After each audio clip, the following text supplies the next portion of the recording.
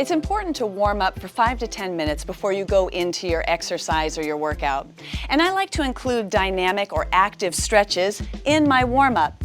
These active stretches help prepare my muscles and my joints for the exercise to come. So here's one of my favorites. It's called the pedal, and we're going to alternate lifting one heel up and pressing the other heel down. I love it before I go for a walk or a hike. Prepares my feet and my ankles for the movement to come. Now, as you start lifting and pressing up and down, you might even feel the work through your knees and up into your hips. And I just think it's a really great active stretch that I like to put into my warm-up.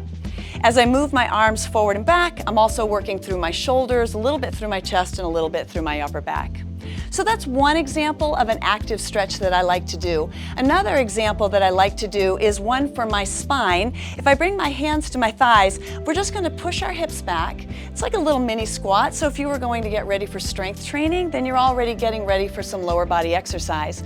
Lengthen through your spine and then round your spine, tuck your tailbone, round your shoulders forward, and then we'll come back to pushing our hips back, lengthening our spine, and then just stand up nice and tall. And then I'm going to connect this for a little bit more of a moving stretch. I'm going to sink down, I'm going to tuck and round, push my hips back, and stand up and rise. Now you might think of this as more of kind of a slow motion warming exercise, and that's really what dynamic stretches are, where we're trying to work through full range of motion, but at a nice gentle pace. What we want to be careful of is as we are moving through our active stretches that we're not bouncing. We want to just be smooth. Just think about what we need to do to kind of get warmed up. And at the top, we could just reset our posture. Another example of an active stretch that I like for my hip flexor, I'm going to shift my weight onto one leg and bring my other leg back, and then lift my arms up into the air and tuck my tailbone under. From here, I'll let my arms come down and I'll shift my weight into the heel of the front foot, and then swing my arms up and tuck my hips under. So if you do this with me, it's a great stretch for your hip flexor, for your quadricep, maybe even a little bit through your glutes. If I squeeze a little at the top, I get a great stretch for my low back, and that's really important to me as I'm preparing for my cardio or maybe my strength training. Now from here, you might hold on to the chair, and then we'll move into an active side bend. You could take the legs out if you wanted to, and just stretch up and over, and then pull the elbow down. But we could make this a full body active stretch by just sinking down into our front heel and then pressing off. You can work at finding the right range of motion for you. We're working both upper and lower body. You can already feel the warmth that's coming through our joints as we move through these stretches to prepare for the work that we want to do. Another example is chest and back. And so simply opening my heart, and then crossing in front, maybe rounding through your back. And we just move through full range of motion, create a little heat, create a little warmth. And now we've warmed up through our chest and our back. And then bring your arms down. And there's lots of ways that you can do your active or your dynamic stretches, but if you think about just kind of moving smooth and full range of motion and warming up, it's a great way to prepare for your workout. So let's do some static stretches. Let's start with a calf stretch. I'm going to turn my chair, step one leg back, press your heel down, and then lean forward slightly. You want to feel a gentle stretch from your ankle, through your calf, behind your knee and up into your hip. Try to keep your spine lengthened. Now this is the time to hold the stretches a little bit longer.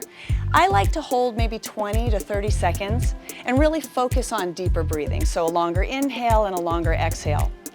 Calf stretch is great after you've just gone for a walk, after you've done a cardio workout. It's really important that you stretch through your lower leg muscles. From here, we could transition into a hip flexor. So we did a dynamic stretch where we were moving. Now we'll lift our chest up nice and tall. We'll squeeze the glutes gently and feel a nice stretch down our hip flexor and into our quadricep. You could even add an upper body stretch with this by bringing one arm across your chest, tucking in, being careful not to pull on the joint, and then holding for your shoulder stretch while we stretch our hip flexor and our quadricep. I'm going to release this, step in. We did the active side lean. From here, this is a good time to reach up and hold the stretch. Draw your shoulder down, lengthen at your rib cage, between your hip and your shoulder. And if it's right for your spine, maybe add a little side lean. I like bringing my feet together, maybe gently pushing my hip off to the side.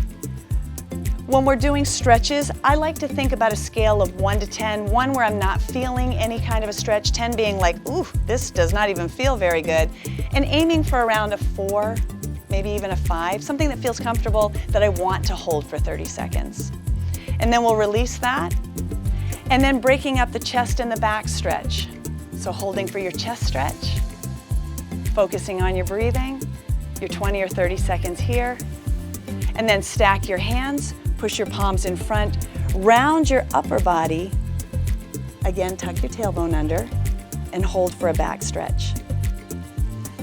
And once you complete, your arms come down and your shoulders roll back and down. So as you're adding static stretches at the end of your workout, just choose what feels best for you, what may complement the work that you just did.